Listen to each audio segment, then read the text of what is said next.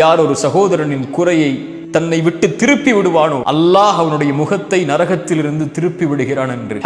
ஒருவரை பற்றி பேச வருகிறார், ஒருடைய குறையை சொல்கிறார், ஒருடைய மானத்தை அவர் இப்படி செய்தார், அப்படி செய்தார், அந்த நிமிடத்தில் செய்தார், அவர் அப்படிப்பட்டவர் இப்படிப்பட்டவர் என்று ஒருவரிடத்திலே ஒருவரை பற்றி பேச வருகிறார். அப்போது அவர் அதை தடுத்து கொண்டால் எனக்கு இது தேவையற்ற செயல். அடியானுக்கும் அல்லாவிற்கும் உள்ள தொடர்பது. அவன் பாவம் செய்தால் அவன் மறைப்பான், அவன் மன்னிப்பான், அவன் மறைத்திருக்கிறான், நீ வெளிப்படுத்த வருகிறாய், என்னை விட்டு விலகிவிடு என்று அவரை தடுத்து கொண்டால் அல்லாஹ் என்ன செய்வான்?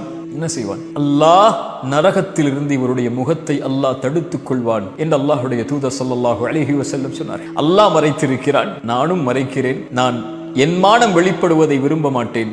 அதுபோல் பிறருடைய மானத்தை ஒரு காலம் என் உயிர் உள்ளவரை என் நாவுகள் வெளிப்படுத்தாது என்ற உறுதியோடு, கண்ணியத்தோடு, மானத்தோடு, அல்லாஹ் கொடுத்த வீரத்தோடு வாழக்கூடியவர்களை அல்லாஹ் ரப்புல் ஆலமீன் நேசிக்கிறான்.